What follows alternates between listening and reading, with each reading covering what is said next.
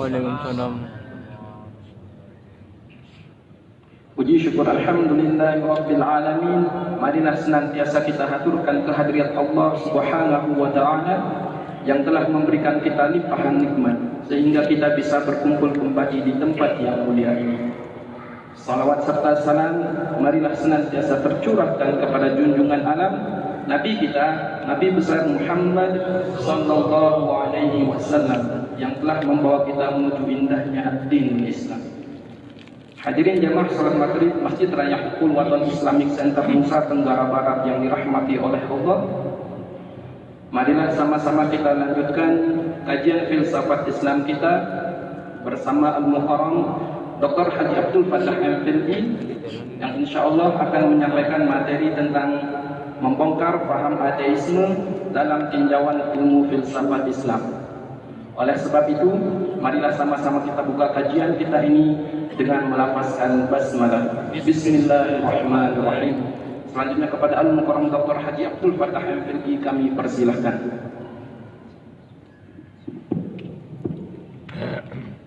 Bismillahirrahmanirrahim.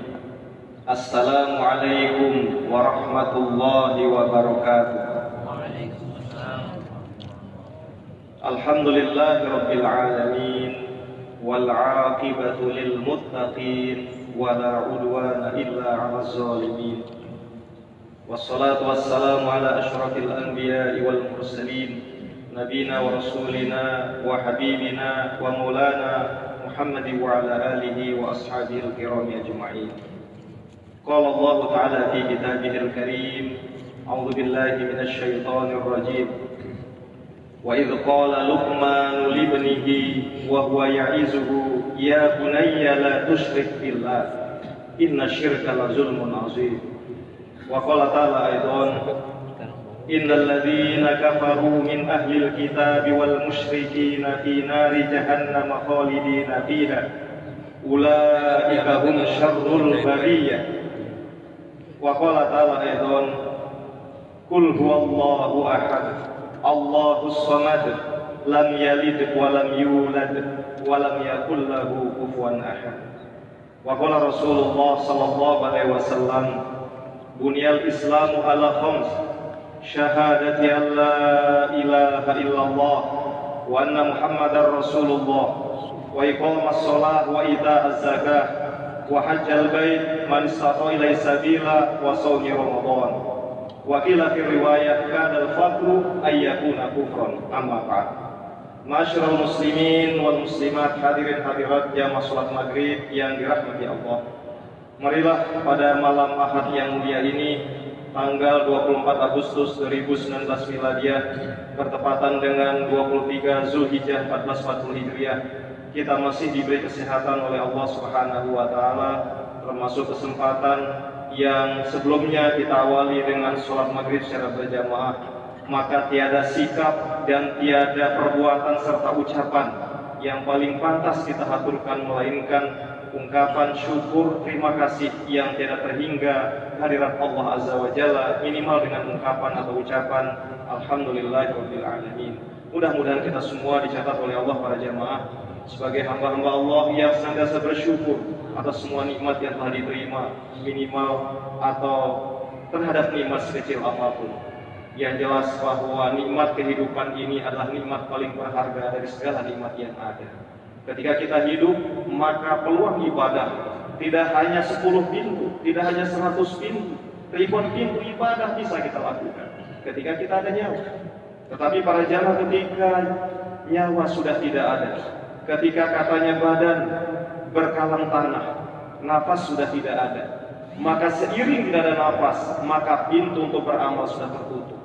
Hatta pernah dalam riwayat para jamaah, ketika kita menyampaikan salam, tentu kita tahu bahwa menjawab salam hukumnya wajib dan bagi yang menjawabnya adalah pahala.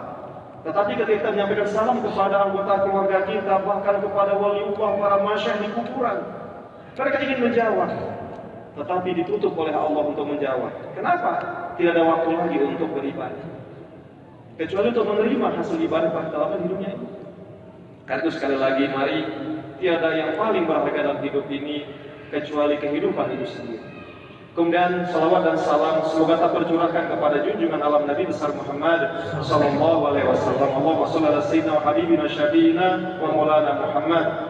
Allahumma shalli wa barik alaihi. Mudah-mudahan kita semua akan dicatat sebagai bagian dari umat Nabi Muhammad yang berhak mendapatkan syafaat dari beliau dari kiamat kelak. Amin ya rabbal alamin. Hadirin hadirat kaum muslimin yang dirahmati Allah, pada malam yang mulia ini izinkan kami menyampaikan kajian dalam waktu yang tersedia sebelum sholat Isya yang tadi sudah disampaikan oleh Ustaz Moderator, yakni terkait dengan membongkar paham ateisme dalam khazanah filsafat Islam. Para jamaah rahimakumullah, selama ini mungkin pernah kita mendengar istilah ateisme, bahkan pernah juga kami sampaikan kisah bagaimana salah satu imam fikih terkenal, Imam Abu Hanifah, berdebat dengan berbagai cara dengan kelompok ateis. Singkatnya, kelompok ateis ini adalah kelompok yang tidak mempercayai adanya Tuhan. Jadi pembahasan malam ini sesungguhnya para jamaah rangkaian dari sekian pembahasan-pembahasan yang telah berlangsung sejak 4 bulan yang lalu terkait dengan permasalahan ketuhanan. Jadi secara umum bahwa objek material filsafat itu ada 3, tetapi 3 ini aja tak habis-habis. Yang pertama adalah kita berbicara, berbincang, berdiskusi, melakukan kajian mendalam terkait dengan konsep ketuhanan. Di situ banyak cabang-cabang diskusi, isu yang berkembang di dalamnya, termasuk persoalan ateisme atau adanya kelompok yang ingkar kepada Tuhan. Kemudian nanti baru kita bicara tentang paham terkait dengan kosmologi, tentang alam semesta. Alam tentu sangat luas, termasuk manusia di dalamnya. Ya, kemudian juga tentu nanti tapi dipisah di sini bahwa manusia juga sebagai bagian dari objek kajian dari filsafat, termasuk filsafat Islam. Namun malam ini sekali lagi izinkan kita akan bahas terkait dengan persoalan ateisme. Para jemaah rahimakumullah, pernah kami baca satu informasi atau literatur yang cukup mencengangkan. Kira-kira menurut Pelungguh, ya, jamaah kita, apalagi tadi kebetulan belakangan dalam minggu terakhir ini banyak jamaah kita, saudara kita, keluarga kita baru pulang dari tanah suci Mekah.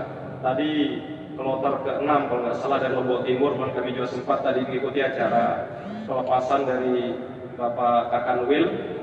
Nah, artinya bahwa pemahaman kita bahwa memang Timur Tengah, bil khusus Arab Saudi ini adalah pusat dari peribadatan dan pusat spiritual. Betul apa tidak para jamaah? Tapi apakah Pelungguh yakin bahwa ternyata di Arab Saudi sana pun terdapat jutaan orang yang tidak percaya pada Tuhan? Ini yang seolah kita tidak percaya. Tapi salah satu lembaga resmi, Darul Ifta dari Mesir pada tahun 2014, nggak tahu kalau sekarang ini ya, mengeluarkan sebuah hasil survei yang mengagetkan bahwa di Arab Saudi katanya, ini memang harus kita teliti kembali. Memang ini banyak faktor ya. Jadi jumlah kelompok ateis ini sampai 6 juta orang. Bukan lagi 60 orang, bukan lagi 60 ribu, 6 juta. Lebih banyak dari negara Singapura, atau sama dengan negara Singapura kalau memang 6 juta jumlah penduduk Singapura hari ini. Itu di Arab Saudi. Loh, bukankah di sana orang ada Masjidil Haram, Masjid Nabawi? Ya betul ada. Tetapi yang melakukan atau yang mengalami degradensi keyakinan kepada Allah Subhanahu wa taala semakin banyak dan terselubung, tidak ketahuan. Nah, salah satu yang mungkin menjadi tambahan kita bahwa ada yang bernama Sumanto Al-Qurtubi melakukan penelitian, ada sekitar 50 Facebook media sosial belakangan ini di Timur Tengah yang terindikasi kelompok ateis. 50. Kalau masing-masing punya anggota 1000 berapa jadi? Punya anggota-anggota lagi. Anggota itu punya keluarga, punya saudara, punya pacar, punya tetangga dan sebagainya. Ya, jadi sekitar 50 terindikasi kelompok ateis. Jadi maksud kita ternyata kelompok ateis ini juga sesuatu mengkhawatirkan. Dia terjadi tidak hanya karena faktor pemikiran filsafat, tetapi terkait dengan pergesekan, terkait dengan persoalan politik, persoalan ekonomi, persoalan sosial, dan sebagainya yang mengitari masyarakat tertentu. Nah, justru di Indonesia para jamaah tidak terlacak. Ada berapa jumlah ateis di Indonesia tidak terlacak? Tapi kalau Pelungguh coba buka media sosial atau Google, ya ada juga yang ternyata terang-terangan, tapi kalau kita lacak identitasnya nggak jelas. Dan kalau pengurus masjid kita jelas namanya, tuan guru siapa, anggota sekretariat atau yang foto pun jelas kan. Tapi ini menyembunyikan diri. Tapi kalau kita baca keterangan-keterangannya, Masya Allah, kalau orang-orang yang lemah imannya akan ikut hanyut, ikut tergerus keyakinannya, dan ikut menjadi kelompok ateis itu. Memang mereka bermain logika, secara mereka bermain logika, ya, bahwa Tuhan itu tidak ada. Kasarnya coba, sumpah aja Tuhan, mana Tuhan datang? Ayo, sumpah saja. Mau celah, mau fitnah Tuhan, tulis di mana-mana Tuhan, di mana kau turun, siksa kami, tidak ada. Ya, jadi mereka itu menggunakan logika. Hatta mohon maaf, dulu pernah ada anekdot. Ya, katanya dulu ketika kelompok komunis ingin menanamkan keyakinan tentang tidak adanya Tuhan, katanya sejak anak kecil. Jadi anak kecil di TK itu disuruh berdiri. Anak-anak, jadi perlu kalian yakin bahwa Tuhan tidak ada. Coba sekarang pejamkan mata, berdoa, sebut nama Tuhan atau entah apa namanya menurut agama kalian. Atau Islam Allah, ya barangkali mungkin Buddha, Hindu beda. Silakan sebut. Minta permen. Ayo yang Islam wirid 1000 kali nyebut ya Allah, minta permen. Datang nggak permennya? Enggak, Pak Guru katanya. Coba sekarang pejam mata, bilang ke Pak Guru minta permen nih, ada kopi Pak Guru bawa. Kasih Pak Guru, kasih. Yakin nggak sama Tuhan sekarang? Oh ya betul Pak Guru, Tuhan tidak ada. Nah ini secontoh sederhana Pak Rahimahullah. Jadi paham komunis ini pendekatannya adalah logika dulu. Ya, logika untuk meruntuhkan keyakinan bahwa kekuatan yang bersifat metafisik atau di luar dari benda yang fisik ini tidak ada. Nah, para jamaah rahimahumullah, terkait dengan makna ateisme ini, ada salah satu buku yang ditulis oleh Simon Blackburn namanya pada tahun 2008 atau sekitar 11 tahun yang lalu menulis buku ya yang berjudul The Oxford Dictionary of Philosophy. Ya, jadi kebetulan ada kami punya ini. Ya, kebetulan di sana kita coba apa sih arti ateisme secara biar lebih jelas lagi begitu. Jadi di dalam buku Kamus Filsafat dari Oxford ini yang ditulis oleh Simon Blackburn ini, para jamaah dijelaskan bahwa ateisme ini singkatnya memiliki dua keyakinan yang dua-duanya mirip saja sebetulnya, hanya beda bahasa. Yang pertama, kelompok yang meyakini bahwa Tuhan itu tidak ada, atau kelompok ini ya menafikan keberadaan Tuhan. Ya intinya sama saja. Intinya mereka memiliki paham bahwa Tuhan atau kekuatan-kekuatan spiritual, kekuatan yang metafisik yang tidak terlihat oleh mata manusia itu tidak ada. Kemudian di kamus tersebut oleh Simon Blackburn dijelaskan para jamaah bahwa secara umum ada dua kategori dari ateis ini. Ada namanya ateis dogmatik. Ateis dogmatik ini adalah mereka yang secara jelas dan tegas, atau bahkan di dalam referensi lain kami dapatkan namanya ateis eksplisit. Ya, kalau bahasa Simon Blackburn adalah ateis dogmatik, kalau referensi lain mengatakan bahwa ini ateis eksplisit. Mengatakan jelas, Tuhan tidak ada. Tuhan tidak ada. Apapun mau kita bilang singkatnya, Tuhan tidak ada, titik. Pokoknya Tuhan tidak ada, titik. Nggak usah diskusi, pokoknya tidak ada, titik. Nah inilah namanya ateis dogmatik, lebih keras, lebih syadid. Nggak usah diskusi tidak berarti itu dolalah lagi. Intinya Tuhan tidak ada, titik. Nggak boleh diskusi. Ini dogmatik atau ateis eksplisit atau ateis yang keras. Nah yang kedua ada namanya ateis agnostik atau ateis implisit. Dia ini cara berpikirnya seperti tadi. Jadi bermain logika dulu panjang-panjang, ujung-ujungnya denara nenek. Tidak ada Tuhan. Diskusi itu dulu ya. Diskusi panjang, dalil kosmologi, dalil ontologi, dalil macam-macam. Intinya Tuhan tidak ada. Tapi panjang dulu. Ibarat buku, dia buat bukunya 5.000 halaman dulu, baru kesimpulannya Tuhan tidak ada. Ya. Jadi dia seperti itu implisit ini. Ya dia lebih apa istilahnya? Ada logika-logika panjang yang dikemukakan. Kalau tadi benar-benar nggak bisa diskusi. Kalau tadi yang pertama tadi yang dogmatik. Kemudian yang kedua para jamaah rahimahumullah, dalam perkembangannya juga kelompok ateis ini ternyata ada juga namanya yang kita dapatkan, ini memang dari berbagai referensi tapi sari-sarinya kami sampaikan. Katanya ada juga namanya ateis murni. Ateis murni itu artinya apa? Ya mau masuk kategori yang agnostik tadi panjang penjelasannya, ujung-ujungnya tidak ada Tuhan, atau dalam kategori yang pertama yang dogmatik, titik tidak Tuhan, titik, pokoknya seperti itu ya. Jadi ateis murni ini intinya dia tidak meyakini adanya Tuhan, baik di dalam agama samawi maupun agama ardi, agama peradaban buatan manusia. Nah, sedangkan yang kedua, ini juga yang boleh jadi kita tersinggung. Ada namanya ateis beriman. Apa kelompok ateis beriman itu? Kita termasuk di dalamnya, tiang pelungguh termasuk di dalamnya. Marah kan? Tapi dengar dulu penjelasannya. Ateis beriman ini artinya apa? Ini kelompok manusia yang meyakini kebenaran hanya Tuhan yang ada pada agamanya, sedangkan dia mengingkari kebenaran Tuhan ada pada agama lain. Benar nggak kita seperti itu? Benar kan? Kita meyakini kekuasaan Allah. Ya Al-Ikhlas kita baca tadi. Tapi tentu kita tidak beriman dengan Tuhannya orang Yahudi. Dengan sama juga sebetulnya ya. Dia ujungnya juga ke Allah juga sebetulnya.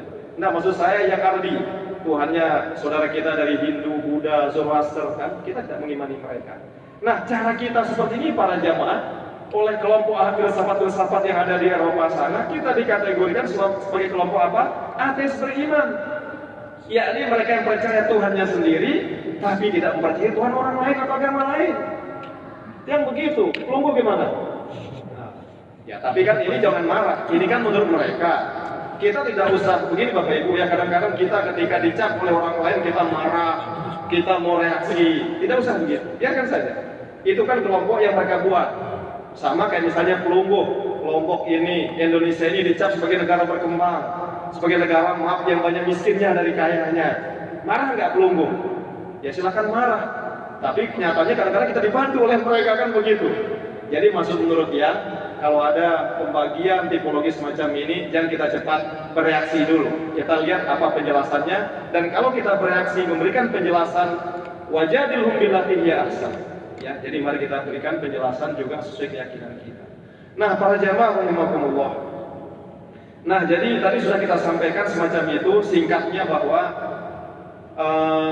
kalau menurut Cicero, ini salah satu juga ahli filsafat dari Yunani yang hidup pada abad kedua Masehi atau 200 tahun setelah lahirnya Nabi Isa, atau 371 tahun sebelum lahirnya Nabi Muhammad. Dia katakan ateis ini dari kata atheos, bahasa Yunani. Atheos artinya apa? Mengingkari. Theos ini adalah keyakinan tentang kebenaran adanya Tuhan atau dewa. Kalau ketika awal mulanya muncul ateis ini atau ateos ini para jamaah, itu 500 tahun sebelum lahirnya Nabi Isa, atau pada abad 5 sebelum Masehi, di mana ada kelompok pemikir di sana di Yunani yang liberal, yang tidak mengakui banyaknya dewa yang diyakini oleh kelompok Helenisme atau agama asli bangsa Yunani. Nah, sedangkan di dalam Islam, bagaimana perkembangan ini yang mencengangkan tadi? Ya, ternyata di Timur Tengah sendiri paham ini terjangkiti. Padahal bukankah para jamaah simbol atau rujukan kita, orang paling beriman dan tanda kutip adalah Timur Tengah. Tapi ternyata dari data-data justru di Timur Tengah sendiri ada angkanya. Orang yang ateis ini banyak, sampai 6 juta di tahun 2014. Di Indonesia ini justru sembunyi-sembunyi dia, masih lebih hebat, masih lebih takut, lebih keras di Indonesia ternyata. Kalau orang tidak beragama diusir dari Indonesia. Nah, ternyata juga ada orang yang, ya kita lihat di media sosial mengaku ateis itu para jamaah, ketika nikah pakai KTP Islam dia. Jadi dia memang istilahnya masih sembunyi-sembunyi intinya. Nah, hadirin hadirat rahimakumullah. Nah, di sini ingin kami sampaikan kalau ada pertanyaan nanti terkait dengan mungkin faktor penyebab dulu sebelum tokoh-tokohnya kalau ada waktu. Nah, apa sih yang menyebabkan orang Islam tadinya atau beragama sebelumnya meyakini adanya Allah, mengimani adanya Allah, hidup dalam lingkungan muslim, bahkan ina amaknya itu tuan guru di Timur Tengah sana, tapi kan tidak ada tuan guru, tapi orang alim maksudnya. Tapi karena interaksi anaknya dan lingkungan, akhirnya anaknya menjadi orang ateis yang tidak bertuhan. Apa faktor penyebab? Nah, di sini kami himpun ya, di antaranya Profesor Dr. Buya Syafi'i Ahmad Syafi'i Ma'arif, mantan pimpinan pusat Muhammadiyah. Ya. Jadi beliau pernah mengungkap ada beberapa faktor orang berubah agama atau berubah keyakinan, bahkan bukan hanya pindah agama ini, tapi bahkan tidak beragama, tidak bertuhan sama sekali. Yang pertama kata beliau, penyebab pertama orang pindah atau tidak meyakini adanya Tuhan meskipun sebelumnya dia meyakini adanya Allah, itu karena faktor tokoh agama atau ulama katanya. Anak-anak muda ini banyak yang sudah tidak simpatik lagi dengan ulama.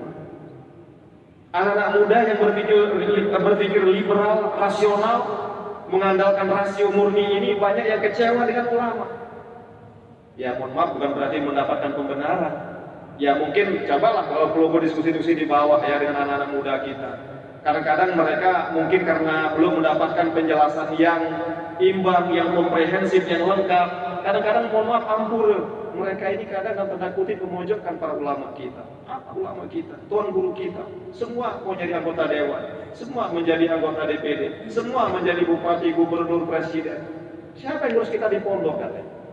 Nah, artinya inilah contoh ungkapan-ungkapan kekecewaan dengan ulama inilah di Timur Tengah termasuk yang menyebabkan kelompok anak muda ini berpaham ateis.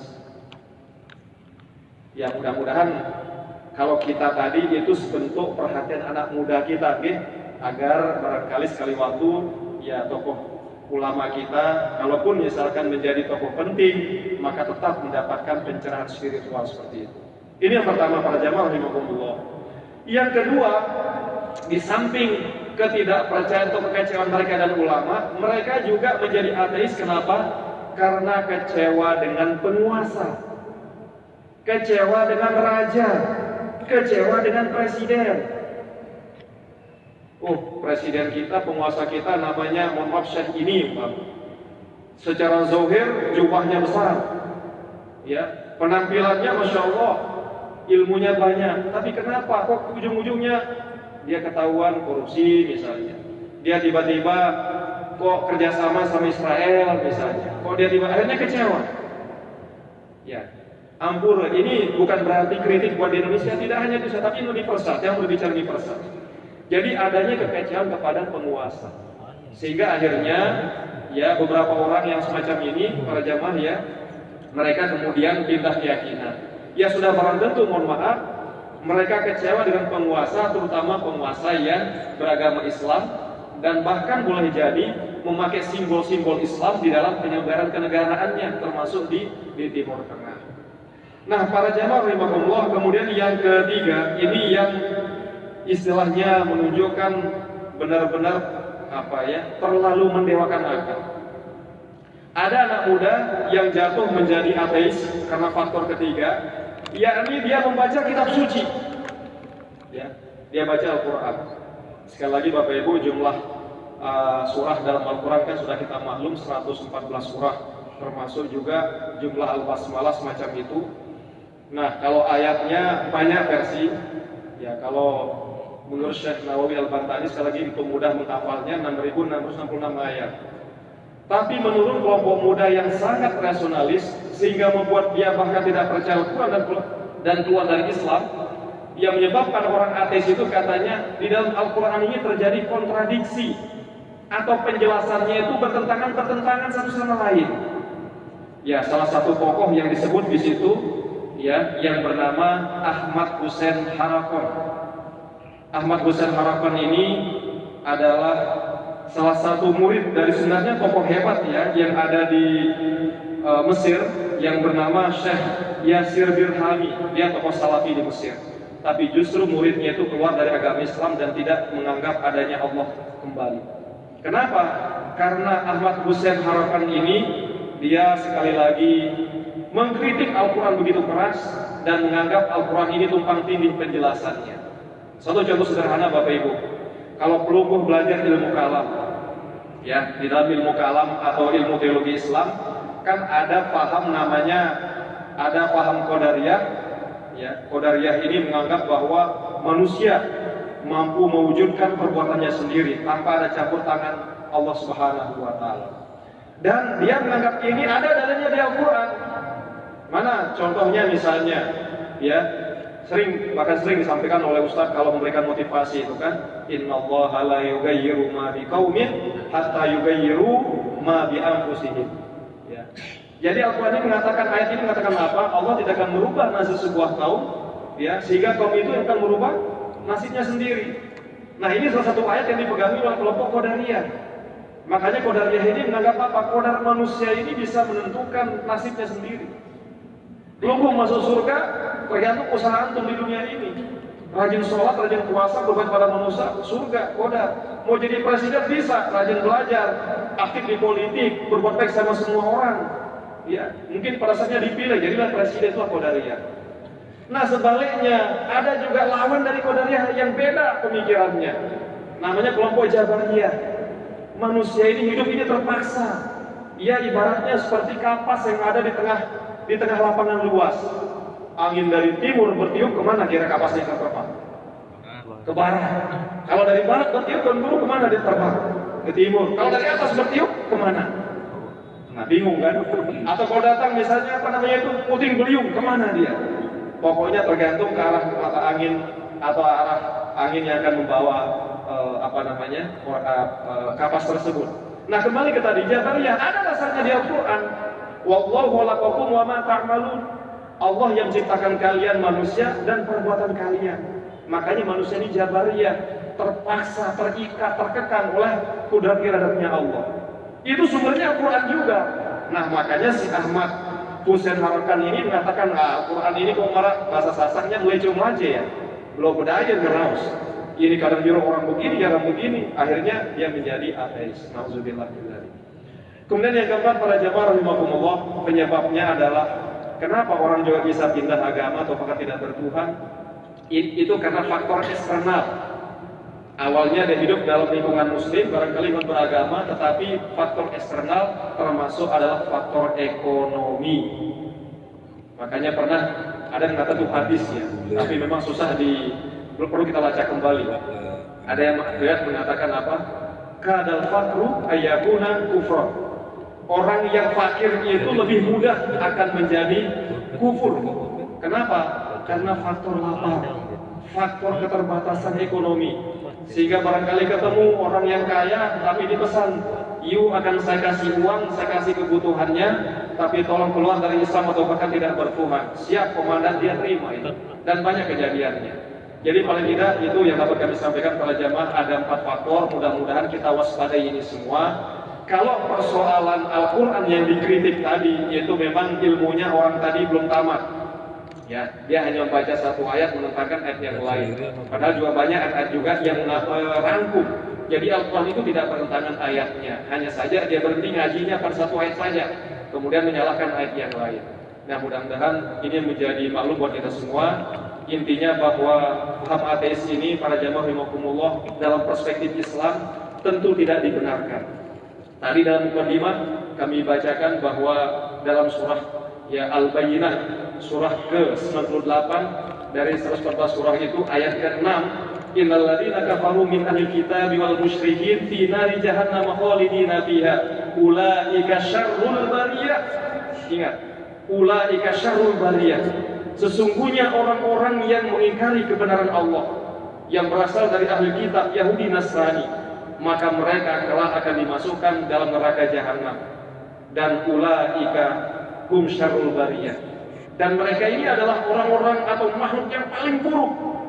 Karena itu singkatnya, kalau kita bicara perspektif Al-Quran sederhana, ateis itu tidak mendapat tempat dalam ajaran Al-Quran dan Al-Hadis.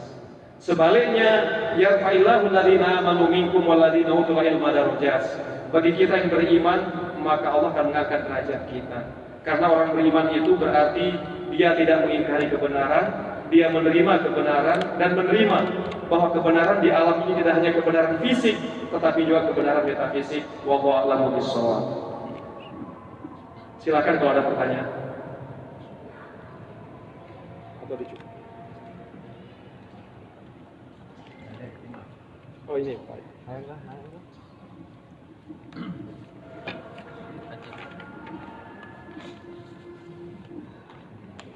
Yang mana izin? Ada sebab tadi saya nunggu mungkin ada yang nanya, tapi karena nggak ada, ya sekalian aja. Ya walaupun tadi sudah dijelasin ya kenapa belinya yang ateis di Arab Saudi lagi ya.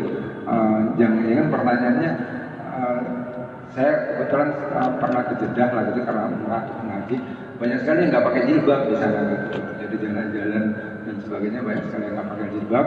Terus saya juga punya teman yang tinggal di sana. Bayangan saya karena dia udah lama puluhan tahun di sana, datang ke sini ya pakai jilbab dan sebagainya gitu. Anak-anak muda, anak-anak kecil, anak-anaknya maksud saya gitu kan, itu malah di sini nggak pakai apa-apa, biasa gitu, pakai celana pendek dan sebagainya. Bukan yang ceweknya maksud saya, bukan nggak pakai celana pendek, tapi nggak pakai jilbab intinya. Dan mereka komunikasi pakai bahasa Arab. Nah, pertanyaan saya kira-kira bagaimana peran ulamanya di sana? Apakah yang seperti ini? Kalau kita di sini kan sering ada kajian-kajian. Kalau di sana saya yakin juga di Masjidil Haram kan kajiannya di pojok-pojok juga. Gitu. Yang mau menjelaskan semua. Ya baik, ini pertanyaan yang menarik dari Pak Haji Ilham. Ya betul Pak Jamaah, apalagi kalau kita berbicara Timur Tengah sesungguhnya sangat luas ya, tidak hanya Arab Saudi. Termasuk yang ada penerbangan internasional, biasanya kalau orang yang umroh atau apa itu kan mampir di ada Burujul Khalifah, nama bangunan tertinggi dunia saat ini yang ada di Abu Dhabi. Ya, Abu Dhabi. Bahkan itu dijadikan sebagai salah satu lokasi di film Mission Impossible ya. Ya Mission Impossible kalau nggak salah ya. Ya Mission Impossible. Dari siapa aktornya itu? Tom Cruise, betul sekali. Nah ternyata memang para jemaah rahimakumullah, pertanyaannya betul. Apakah ulama di sana apa beda dengan ulama di Indonesia? Memang kalau kita berbicara seperti tadi, pertama begini Bapak Ibu rahimakumullah, ya kita kan memang tidak, atau apalagi seandainya ada narasumber yang pernah hidup lama di Mekah, Madinah mungkin bisa bicara di sini. Tetapi yang kita amati secara langsung walaupun tidak lama, kajian-kajian agama itu kan hanya di dalam Masjidil Haram, Masjid Nabawi dan beberapa madrasah termasuk Sholatiyah ya, yang tempat belajarnya pahlawan nasional kita dari NTB, Al-Maktulah Perguru Abdul Majid itu. Nah sedangkan yang lain tampaknya mau kita bilang bagaimana ya, setengah sekuler. Susah mungkin kita menilai seperti tadi, anak-anak kecil di Jeddah yang mestinya nutup aurat ya, wanita-wanita itu pakai jilbab ternyata ya bebas berkeliaran. Dan bahkan Bapak Ibu rahimakumullah, jangan kita terpaku dan nama. Ada juga namanya Abdul Ahad, ya hamba Tuhan yang Maha Esa. Ahad ternyata bukan Muslim juga itu. Ya saya pernah temukan di negara Amerika Utara, di Kanada itu kita kenal Abdul Ahad, ternyata saja sholat tidak Muslim dia ternyata, kita jadi kecele istilahnya. Nah dalam konteks ini mohon maaf singkat karena waktu, ini harus kita syukuri Bapak Ibu. Ada yang mengatakan praktik keberagaman sehari-hari justru lebih bagus di Indonesia dibanding Timur Tengah. Di Indonesia peran tokoh, peran ulama, peran tuan guru, peran kiai itu punya terus tinggi, bahkan dihormati di tingkat-tingkat terkecil di kampung. Sedangkan di sana kalau anak mudanya tidak ikut hadir di Masjidil Haram, dua ini ya mungkin tidak tahu informasi itu. Bahkan kalau kita bicara pakai Arab yang fasih di Al-Quran tidak paham. Yang digunakan adalah bahasa Arab Amiyah, istilahnya sufin taruh ish apa katanya lagi itu ya. Tapi kalau kita pakai bahasa Arab kayak di Al-Quran ini bingung juga mereka, kadang kita saja juga bingung juga mau saling tanya dan semacam itu. Sedangkan anak pesantren coba kita aja masuk al-karim bicara dengan bahasa Arab, pidato ya khutbah dan bahasa Arab ya setiap malam Jumat misalnya di pondok. Ini satu sisi kita syukuri sebagai warga Indonesia. Jadi ini dapat kami sampaikan untuk memberikan klarifikasi terhadap fenomena itu. Intinya memang mudah-mudahan kita warga Indonesia Muslim ini masih terjaga dari paham ateisme ini, termasuk anak cucu kita, sehingga Islam ini selalu menjadi agama yang kita ikuti, kita pedomani dan dijalankan oleh kita dan anak keturunan kita, sehingga menjadi negara yang baldatun thayyibatun wa rabbun ghafur yang diridhai oleh Allah Subhanahu wa taala.